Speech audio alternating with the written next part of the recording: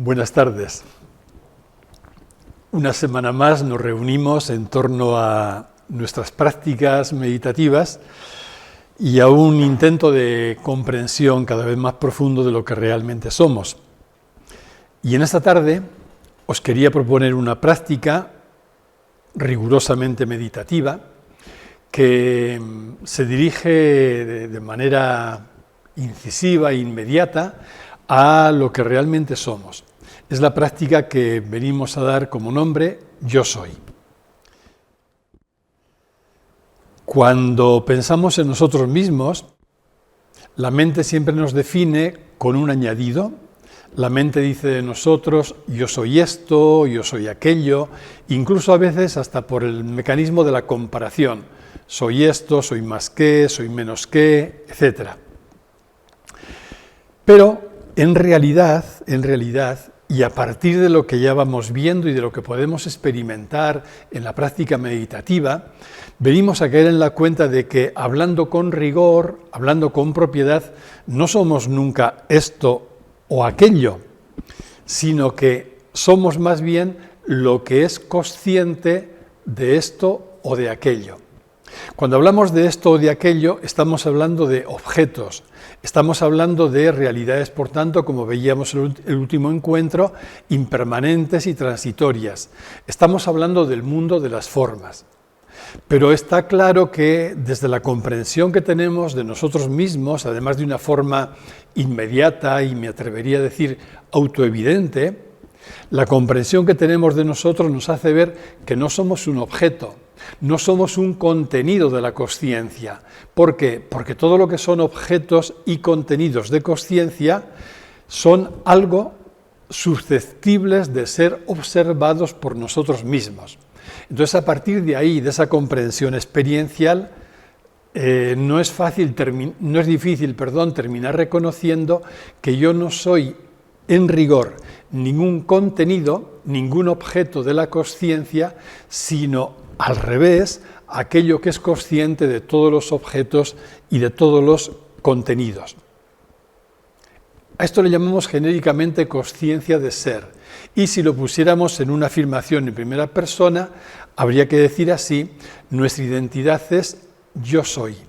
Un yo soy absoluto, ilimitado y no determinado por un esto o un aquello. Entonces, la práctica a la que os invito, que quería compartir con vosotros y vosotras esta tarde, es una práctica centrada justamente en esta expresión, yo soy. ¿Cómo hacerla? Los pasos que podemos tener de manera pedagógica también a la hora de iniciar esta práctica serían los siguientes. En primer lugar, prueba a decir yo soy y no añadas nada más. Yo soy. Yo soy. Y permite que esa expresión yo soy resuene dentro de ti, reverbere incluso a través de tu cuerpo. Yo soy. Cuando decimos esa afirmación sin ningún añadido, de entrada la mente se queda en silencio, se queda callada e incluso a la expectativa, porque en cierto modo ha colapsado, en cierto modo se queda como esperando que se añada algo más, por aquello que decía al inicio, de que la mente siempre te va a definir con un adjetivo, yo soy esto, yo soy aquello. Cuando tú dices yo soy, sin añadir nada, la mente se calla. Y ese silencio, ese tiempo de silencio de la mente, resulta magníficamente revelador. Yo soy. Cuando no dices nada, porque la mente ya no sabe nada más que decir, y permaneces en esa expresión, permitiendo que resuene dentro de ti, que reverbere dentro de ti, atiende la espaciosidad que ahí aparece. Yo soy. Permite lo que tenga que aflorar en ese momento. Y al hacer y al afirmar yo soy, no busques como sujeto de esa expresión tu yo particular. No es nuestro yo particular el que puede decir yo soy, porque nuestro yo particular es un objeto, veíamos la sesión anterior también, por tanto algo delimitado, algo restringido, algo impermanente. El sujeto de la afirmación yo soy solo puede ser uno, que es la consciencia común, única y compartida por todos. Por tanto, es solo la consciencia la que puede decir con mayúscula yo soy, porque únicamente la consciencia es. Todo lo demás, nuestros yoes incluidos, no son nada más que formas concretas en las que esa única y compartida consciencia se expresa. Yo soy, por tanto, es en primera persona idéntica la formulación a la consciencia de ser. Es aquello, lo único que permanece cuando todo cambia y lo único que podemos advertir cuando la mente también se acalla. Esta es nuestra práctica. No sé si es necesario decir que se trata únicamente también aquí de una puerta de entrada, una de tantas puertas de entrada para abrirnos a aquello que trasciende la mente, para abrirnos a nuestra dimensión profunda o transpersonal. Así que no requiere tampoco más introducción esta práctica, sencillamente después de que nos situamos adecuadamente, vamos acallando nuestra mente, sintiendo nuestro cuerpo, y puedes decir interiormente esta expresión, yo soy. No añadas nada. Permite que la expresión resuene en tu interior y déjate estar ahí. La misma fuerza, la misma potencia de la expresión yo soy te conducirá hasta donde tengas o tengamos que llegar. Así que iniciamos ya, sin más preámbulos, esta práctica.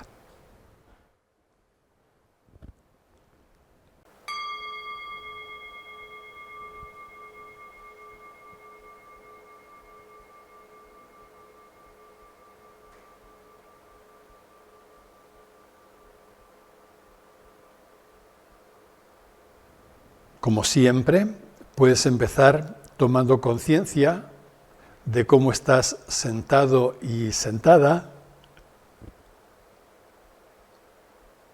y sintiendo tu cuerpo.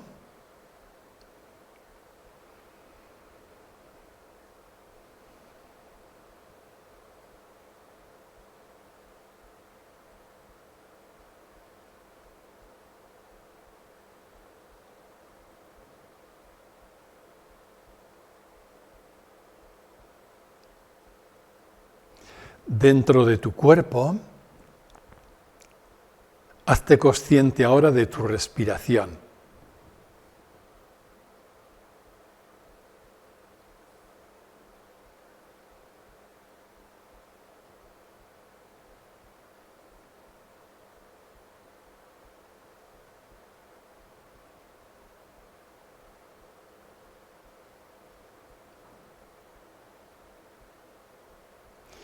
Y suavemente puedes decirte interiormente, yo soy. No añadas nada más. Permite que esa expresión, yo soy, resuene en ti, reverbere a través de tu cuerpo. No quieras pensarla ni entenderla, simplemente permite que esté ahí. Yo soy.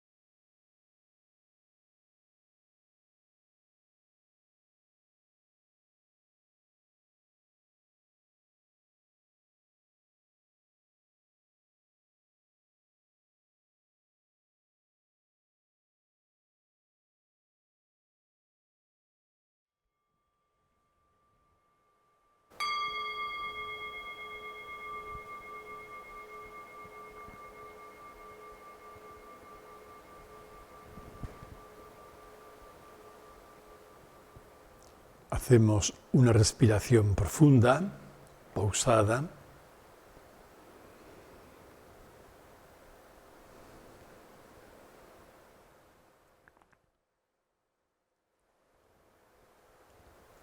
Sentimos nuestro cuerpo, quizá moviendo las manos, los pies.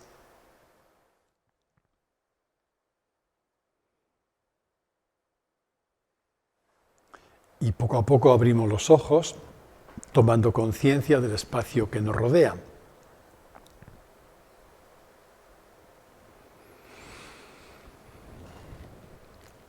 Decía antes que el sujeto de la expresión yo soy no es nunca el yo particular. Esto equivaldría a una inflación del ego que creería ser todo. No, el yo particular, cuando dice yo, siempre, como decía, pone un añadido. Yo soy esto, yo soy aquello, yo soy así, etc.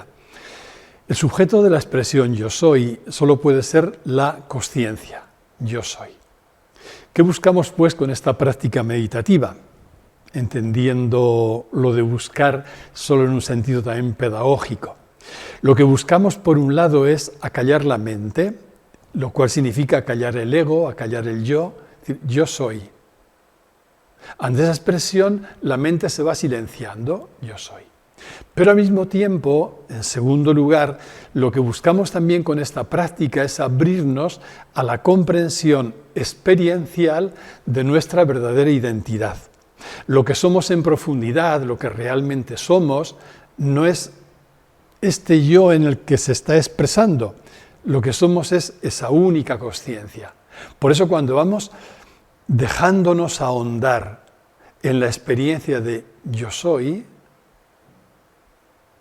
empezamos a darnos cuenta de que lo que considerábamos nuestra identidad particular pequeñita, el yo separado particular, va quedándose de lado porque lo que ocupa el centro es nuestra verdadera identidad. Yo soy sin añadidos, pura consciencia. Y ahí poco a poco la práctica meditativa, como cualquier práctica meditativa, nos va conduciendo a la comprensión de nuestra identidad. Podéis encontrar alguna reflexión más en torno a esta práctica ahí en las páginas que aparecen citadas. Y dicho esto, vamos a continuar con el tema en el que estamos embarcados. Desde el encuentro anterior estábamos hablando de que lo que llamamos la ignorancia original o espiritual o profunda se plasma en tres creencias profundamente erróneas y que conducen inevitablemente al sufrimiento. La primera creencia consistía, veíamos, en absolutizar lo impermanente, creer en esta creencia errónea que lo impermanente en la práctica para nosotros era un absoluto, con lo cual luego aparece inevitablemente la frustración, y vamos a abordar hoy la segunda trampa. La segunda trampa es aquella que nos hace vivir en función del apego,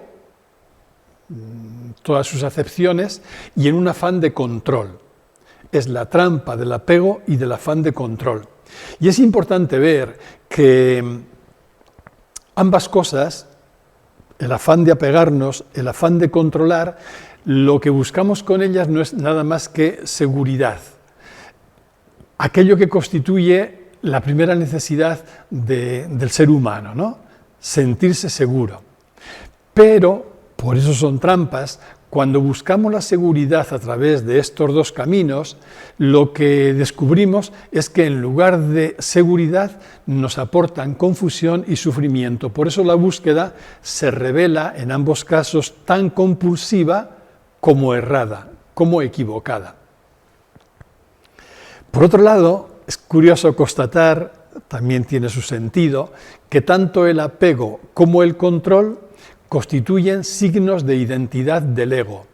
El ego se define porque tiene que apropiarse de algo, es decir, tiene que apegarse a algo, y al mismo tiempo se consolida como tal ego porque se cree con poder de controlar. Ambas creencias es lo que le aportan una sensación de seguridad. Pero repito, ambas creencias son erróneas. ¿Por qué? Porque el apego, de una forma u otra, siempre es apego a lo impermanente.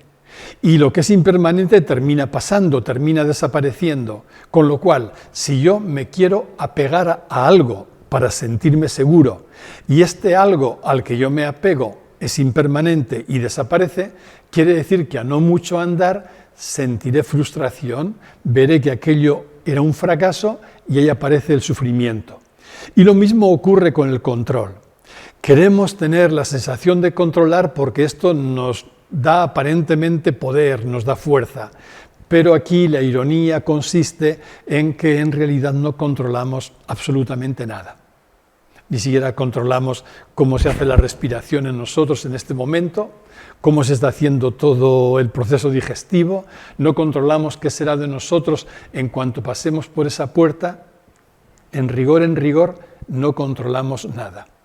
¿Esto qué significa? Significa que tanto el apego como el afán de control nos aseguran y perpetúan el sufrimiento, porque habíamos puesto el apego en algo que no nos puede sostener, no nos puede aportar seguridad, y porque habíamos pretendido controlar algo que nos resulta de todo punto incontrolable. ¿En qué consiste el camino sabio? Si este es un camino de confusión y de sufrimiento, el camino de la sabiduría, que siempre es un camino de lucidez y de liberación, es el camino que pasa justamente por las actitudes contrarias, como tendremos también ocasión de desarrollar luego. Es el camino de la desapropiación, que equivale a soltar, y del fluir con la vida. Y de la misma manera que el apego y el control suelen darse y con frecuencia se dan unidos, también aquí el soltar, el desapropiarnos y el fluir van a ir unidos. Esta es la sabiduría del soltar, que no deja de ser significativo o llamativo el hecho de que esta sabiduría ha sido siempre o ha ocupado siempre un lugar preponderante en todas las tradiciones sapienciales y espirituales. Se le ha podido dar diferentes nombres, ahora mencionaré alguno, pero el denominador común de todas estas tradiciones siempre iban en esa dirección.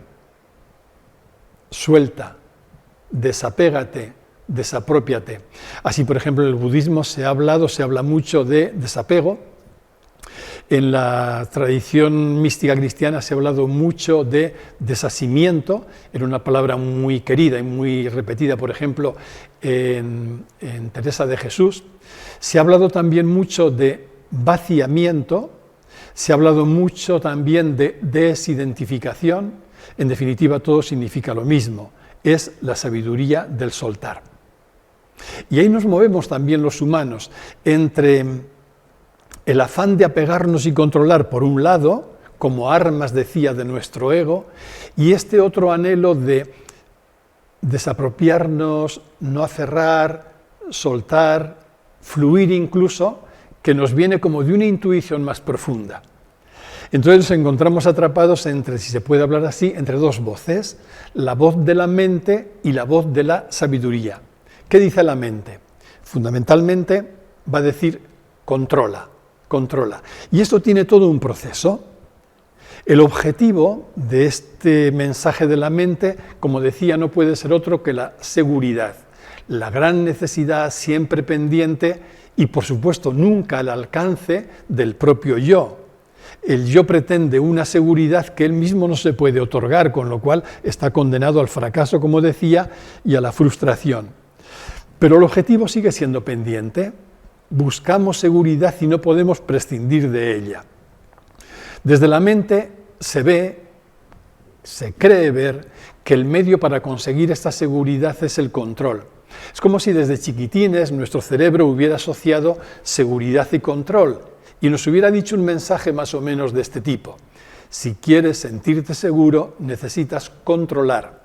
O solo podrás estar seguro en la vida en la medida en que controles. Por eso, una vez que no podemos renunciar al objetivo de la seguridad, nuestra mente nos va a ofrecer un medio, controla.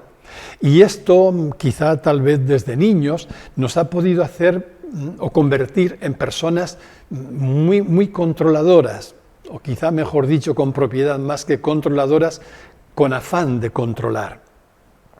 El resultado de esto es una actitud marcada por la resistencia a todo lo que nos frustra, a todo lo que no nos gusta o a todo lo que nos parece que se nos escapa del control. Entonces crecemos también resistiendo a todo, lo cual significa ponernos en pie de guerra con las cosas que vienen cuando no nos agradan, significa olvidar una actitud sabia, como veremos a continuación, que es la actitud de la aceptación, del reconocimiento de lo que es, y ahí estamos, en una guerra o en una lucha casi constante con la realidad o con la vida, la resistencia. Y el resultado en nuestro comportamiento cotidiano no puede ser otro que aquel al que nos referíamos en unas sesiones anteriores, el marcado por la reactividad. A partir de aquí, con todos estos mensajes, ya no respondemos a la vida, porque no estamos fluyendo con ella. No, nos situamos desde la resistencia en una actitud reactiva, porque vamos a reaccionar en función de cómo nos impactan todas las cosas que llegan a nosotros. Este sería, pues, el programa o el plan de ruta, si queréis así, que nos ofrece la mente o el ego. Búsqueda de seguridad a través del control, ejercitando la resistencia y la lucha contra lo real y actuando desde la reactividad. Como decía o vengo repitiendo, el control siempre nace de nuestra primera necesidad, la necesidad de seguridad, por aquella ley, yo creo, establecida desde temprano en nuestro cerebro, que asocia seguridad con control.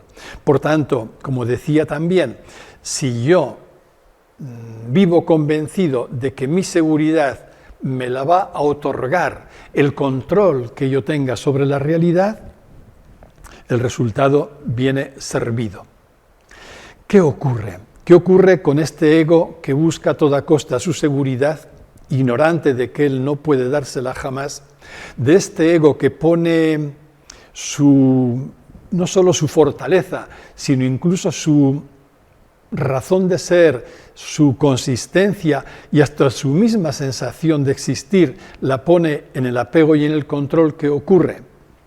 Ocurre que el ego no es nada más que un fruto de la mente, un fruto de nuestros pensamientos. Lo que llamamos el ego, que no tiene que ver con el centro psicológico, con nuestra personalidad, el ego como una presunta identidad nuestra, el ego no es nada más que un pensamiento, digo, y una identidad pensada. Entonces, para poder tener esa sensación de que existe, es decir, el modo que tiene el ego de superar su realidad de vacío es a través de tres mecanismos que le están otorgando una sensación de ser alguien, de existir. Este ego que es vacío, repito, y que solo es resultado del pensamiento y producido por la mente, ¿cómo puede creer que está vivo? ¿Cómo se siente vivo? En primer lugar, a través de la apropiación.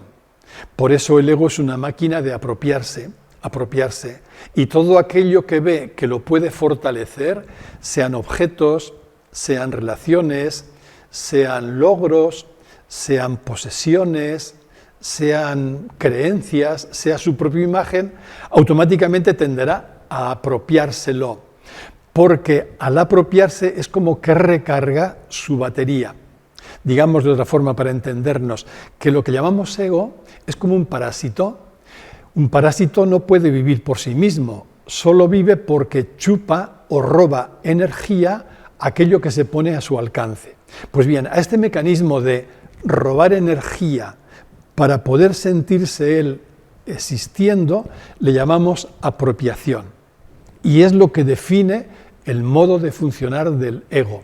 Por eso no es raro que el ego esté también caracterizado por el egoísmo, el egocentrismo, incluso el narcisismo.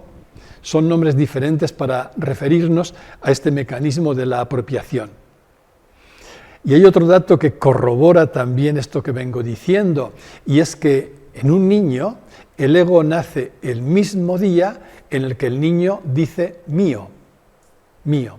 Es verdad que el niño llega a decir mío y que el ego va a nacer gracias también al desarrollo cerebral y con el cerebro al desarrollo de la mente. Estoy diciendo todo el rato que el ego es hijo de la mente, ¿no? Pero como una forma plástica incluso de expresar el nacimiento del ego, podría ser eso. El ego nace cuando un niño dice mío. Al decir mío, ¿qué es lo que ha ocurrido ahí? Se ha apropiado de algo. Pues bien, además de este mecanismo de la apropiación, el otro es, del que venimos hablando, el apego. Una vez que me apropio de algo, me apego hasta el punto de colocar mi identidad en ese objeto al que me he apegado. Por eso luego en nuestra vida cotidiana lo pasaremos tan mal, sufriremos, nos aferraremos y entraremos en guerra contra todo aquello o contra todo aquel que amenace nuestros apegos. Cuando nos quieran desprender de algo a lo que nos habíamos apegado, nos sentiremos morir. ¿Por qué? Porque el apego, aquellos objetos a los que nos habíamos apegado, les habíamos atribuido nada menos que nuestra sensación de identidad. Y claro, cuando yo veo que es mi sensación de identidad nada menos la que corre peligro, no me quedará otro camino que defenderme con uñas y dientes para poder retener aquello a lo que previamente me había apegado. Y algo parecido pasa con el control. Si yo estoy fabricando esta supuesta identidad del ego a través de la apropiación y a través del apego, por más que yo ponga todo el empeño en la construcción y en el sostenimiento de esta identidad egoica o del ego, no puedo evitar sospechar que se trata de una construcción artificiosa o bastante artificial. Es como que una vocecita en algún lugar dentro de mí me dice: esto corre peligro, esto no tiene buen fundamento, esto se siente muy amenazado, es algo muy frágil. Entonces, para afrontar ese temor a que esta construcción del ego se venga abajo, el camino que me queda es reforzar el control, reforzar el afán de control diciendo: tengo que controlar.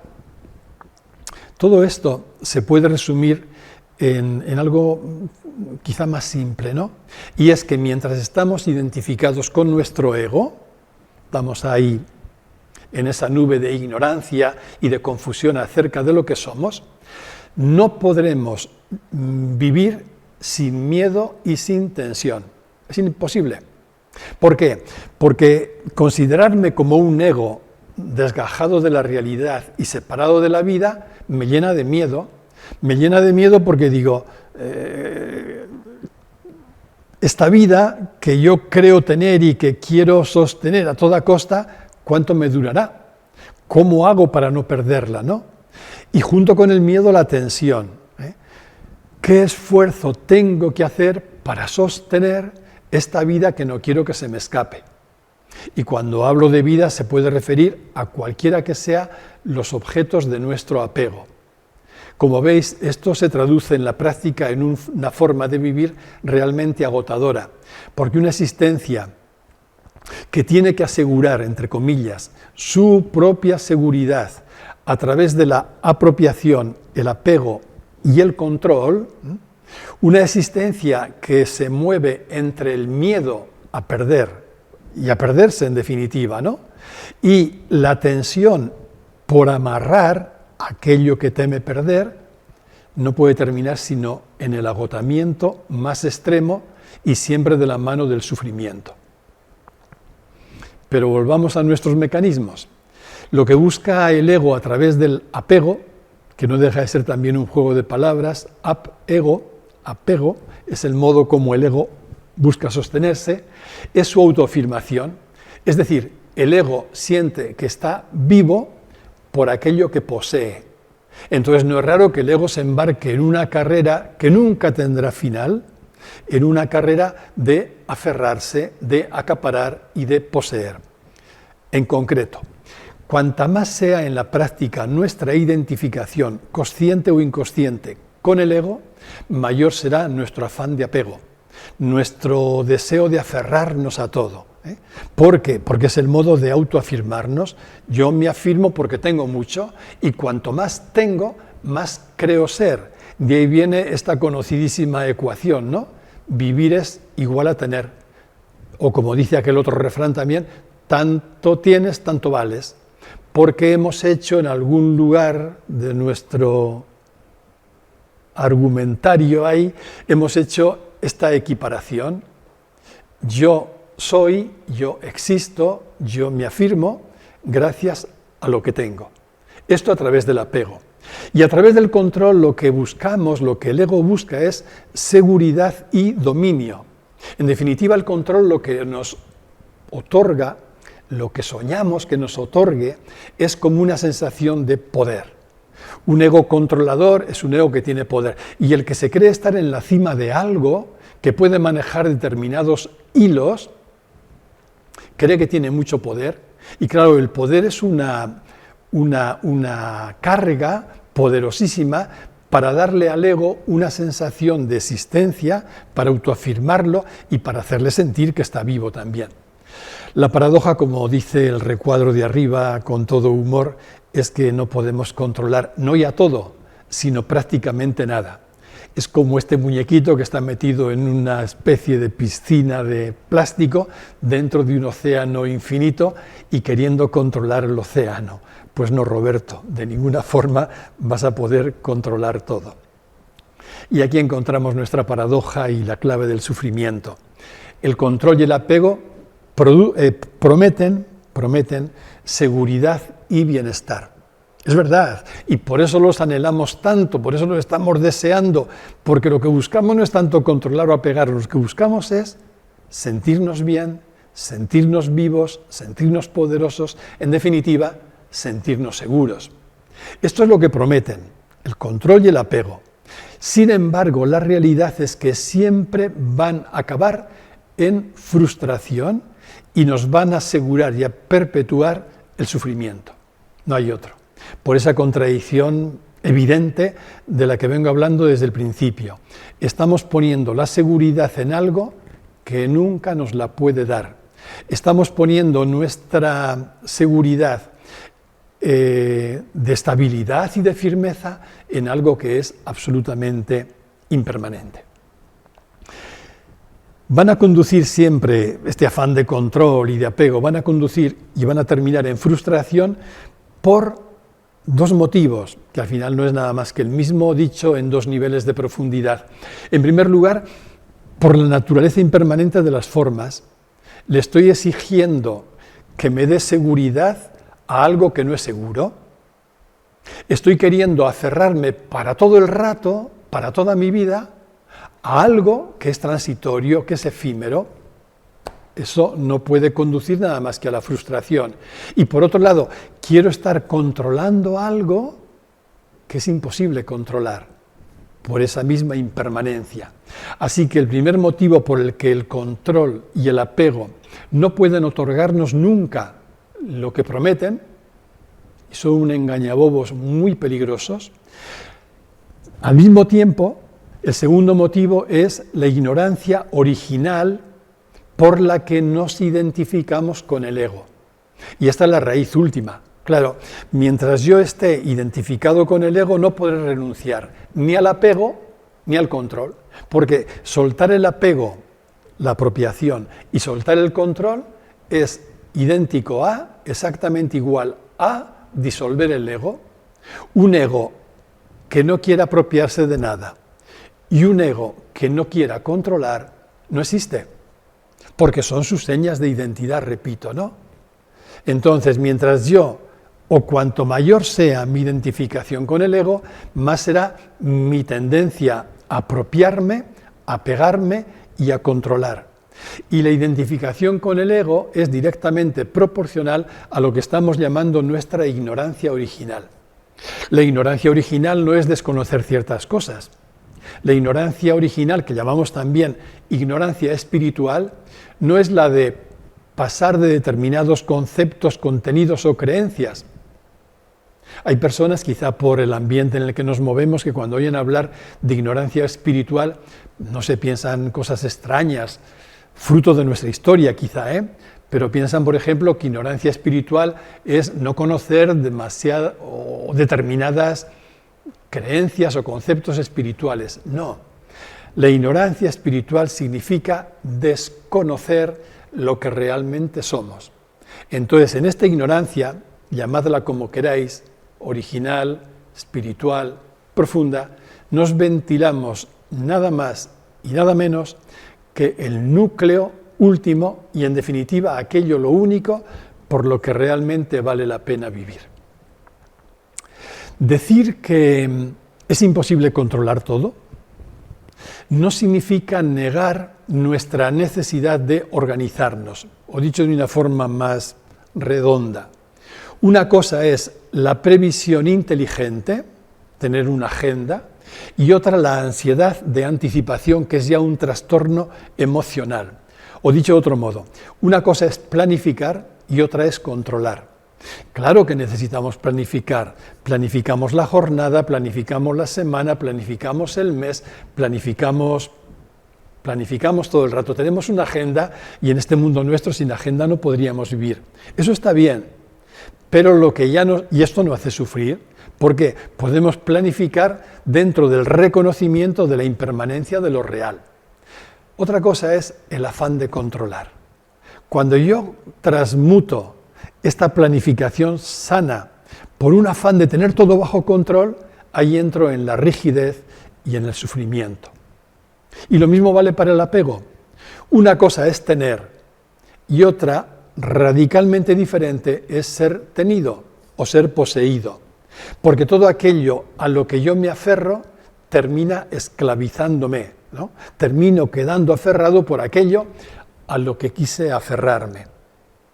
Todos necesitamos tener algo de ropa, necesitamos tener un lugar donde vivir, una casa, unos alimentos, unos bienes, incluso un ahorro. Todos necesitamos tener. Pero el problema no está en tener, el problema está en hacer del tener el objetivo de nuestra existencia, en un tener que no tiene límites, que no tiene fronteras porque no se sacia nunca por aquella dinámica del ego, ¿no? Entonces aquí la pregunta es, ¿yo tengo o me aferro? ¿Yo tengo o en realidad estoy siendo poseído? Por ahí iría. En contra de estas actitudes que nacen de la ignorancia original y que hemos nombrado como apego y afán de control, diametralmente opuestas son las actitudes que nacen de la sabiduría, que son la desapropiación, que como he mencionado antes ocupa un lugar absolutamente central en todas las tradiciones sapienciales: desapego, desidentificación, vaciamiento, desnudamiento, desasimiento. Esa, y junto con ella la de el fluir con la vida, el fluir de la vida en contra del controlar. Claro, cuando controlamos, ¿qué ocurre? ¿Cuál es el mensaje que nuestro ego está viviendo y nos está dando? El mensaje es muy simple. Tú no puedes fiarte de la realidad. Tú no puedes fiarte de la vida porque puede ir en contra tuya. Entonces, ¿qué tienes que hacer? Luchar, resistir, oponerte a la vida y querer llevar en todo rato el control. Y cuando algo de la vida te frustra, tienes que verla como enemiga y tienes que luchar contra la vida. Esto agota en todos los sentidos de la palabra mientras estamos embarcados ahí. Por el contrario, la actitud sabia es la de fluir con la vida. Pero ¿cuándo podremos fluir con la vida abandonando el control anterior? Solo fluiremos con la vida cuando comprendamos, por eso la comprensión es lo opuesto a la ignorancia espiritual, cuando comprendamos que somos vida. Y me gustaría ponerlo con una metáfora para mí muy querida y muy expresiva, ¿no? Que es la siguiente. Es la metáfora del remolino y la corriente del agua. La cuestión es, yo, metafóricamente hablando, ¿cómo me considero? ¿Como un remolino que está dentro de una corriente caudalosa de un río, retorciéndose porque tiene que salvar su identidad de remolino, o aun teniendo forma de remolino comprendo que soy agua y entonces me permito fluir con toda la corriente del agua. El ego es ego porque se cree ser un remolino. No solo se cree ser, sino que se reduce a la forma de remolino. Una vez que el ego cree que es un remolino, forzosamente se siente amenazado por todo lo que le rodea y va a poner toda su energía en esa resistencia con la que quiere garantizar su identidad de remolino y mantenerla a salvo. Esto no tiene solución ninguna, desde luego no tiene solución por el lado de la voluntad, del voluntarismo, del esfuerzo, del propósito. La única solución, la única salida que nos permite abandonar esos comportamientos tan nefastos y dolorosos, la única salida viene de la mano de la comprensión. El día que el remolino abre los ojos y se da cuenta de que, más allá de la forma en la que se está experimentando, su identidad es agua. Solo ese día podrá fluir con la corriente total. Pues bien, si la voz de la mente nos decía controla, la voz de la sabiduría, que también cada uno y cada una de nosotros podemos escuchar cuando acallamos la mente, está bien cercana esa voz. La voz de la sabiduría nos dice, confía. No es una voz mental, no es un propósito, no es un sueño para aligerarnos la vida, no. Es una voz que nace de lo más hondo, te dice confía, y que se plasma también en actitudes concretas, en fluir, en aceptar y en responder. Si lo que hacíamos siguiendo la voz del ego era resistir a la vida y luchar contra la vida, contra todo aquello que nos frustraba, la sabiduría nos invita a aceptar la realidad y a fluir con ella, que repito, no significa resignarse para nada, es otra cosa, aceptar, fluir, y nos invita a responder. Cuando estábamos en el ego lo que hacíamos era reaccionar, la ley de la acción-reacción. Aquí no, aquí es responder. ¿Por qué? Porque ni siquiera somos nosotros los que vamos a responder, sino que va a ser la vida la que responde por medio de, a través de nosotros. Y entonces ahí sí brotará la respuesta adecuada. Todo es un soltar. Cuando vamos saliendo de la ignorancia original y vamos escuchando la voz de la sabiduría, cuando vamos creciendo en la comprensión de lo que somos, eso se traduce en nuestra vida cotidiana en soltar. Que por otro lado, otra paradoja más, es algo inevitable, porque toda nuestra vida va a ser un constante soltar. Veremos las semanas próximas cuando hablemos de las crisis, porque a propósito del apego y del control, me parecía importante introducir un plan de sesiones sobre qué es una crisis y cómo vivirla constructivamente. Pues bien, cuando hablemos de las crisis veremos que lo que define la crisis es que nos obligan a soltar y que toda la vida es un constante soltar. Soltar en el campo de la salud, soltar en el campo de los afectos, soltar en el campo de los bienes, soltar en todo. De hecho, la muerte no es nada más que el soltar completo. Todo es un soltar. Pues bien, si todo nuestro recorrido existencial es un soltar inevitable, la clave está en cómo vivirlo. Aquí se ventila todo. Aquí nos jugamos todo. ¿Cómo vivo yo? Un soltar que es inevitable, porque si no fuera inevitable, vale, tendría una cierta justificación el decir, voy a resistir, voy a controlar y voy a luchar contra todo lo que se me ponga por delante, pero es que no, va a ser inevitable que sueltes. ¿Cómo soltar? Podemos soltar desde 3 lugares diferentes. En primer lugar, desde la resistencia, lo cual no genera nada más que sufrimiento reduplicado. Podemos soltar desde la resignación, lo cual termina en hundimiento y en claudicación. Aquí es como que desistimos, nos negamos a existir, ¿no? O podemos soltar también desde la aceptación. Es evidente que solo desde esta tercera actitud el soltar es constructivo. porque la actitud es el término medio, adecuado y sabio entre los dos extremos anteriores, de la resistencia que produce sufrimiento y la decepción que termina en claudicación. Cuando yo acepto, y es curioso que la aceptación siempre viene de la mano de la comprensión profunda, cuando yo acepto porque comprendo que todas las formas son impermanentes, porque comprendo la falsedad y el engaño tanto del apego como del afán de control, ahí se produce la actitud adecuada.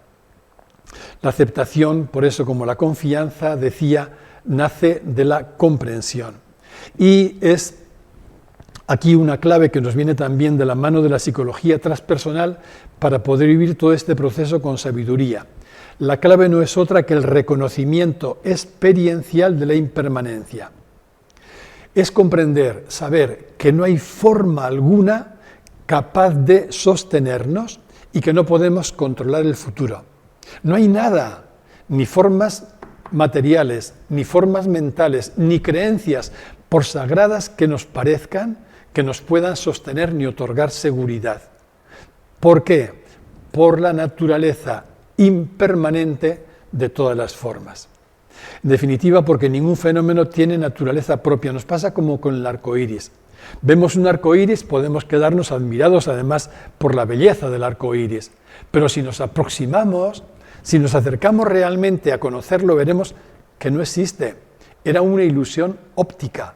Ahí no había nada más que un juego de luz y de agua, no había ninguna otra cosa. Pues bien, lo mismo ocurre con la realidad material. El que sea impermanente significa que no tiene sustancia propia, que no hay nada sólido. Y por eso de todas las formas se puede decir esta expresión: todo pasará. No hay forma que no pase. Repito, forma material o física y forma mental en la manera que sea. Todo pasará. ¿Qué es lo único que no pasa? Decíamos en el encuentro anterior. Aquello que permanece cuando todo cambia, es decir, lo realmente real. Ahora, una matización añadida. El sufrimiento no es hijo de que las formas sean impermanentes. El sufrimiento es hijo de que nosotros mismos habíamos absolutizado aquellas formas. Por tanto, el sufrimiento no está en las formas que nos rodean, con las que nos movemos. El sufrimiento nace de nuestra ignorancia al absolutizar formas que no eran tales, no eran absolutas. Por eso, ya termino, lo realmente real no tiene que ver con las formas, sino con aquel fondo último que las sostiene y de donde están brotando constantemente. Y eso es lo que nosotros también somos. No somos el ego, no somos nada impermanente, somos ese fondo común y compartido que sostiene las formas, lo único permanente real, ¿no? Eso que no tenemos manera adecuada de nombrarlo y a lo que nos referimos con términos como consciencia, original, ilimitada, no local, o, si lo decimos en primera persona, yo soy. Yo soy, sin añadidos, es lo que somos, yo soy es lo único realmente real. Pues una vez más, muchas gracias por vuestra atención y muy buenas tardes.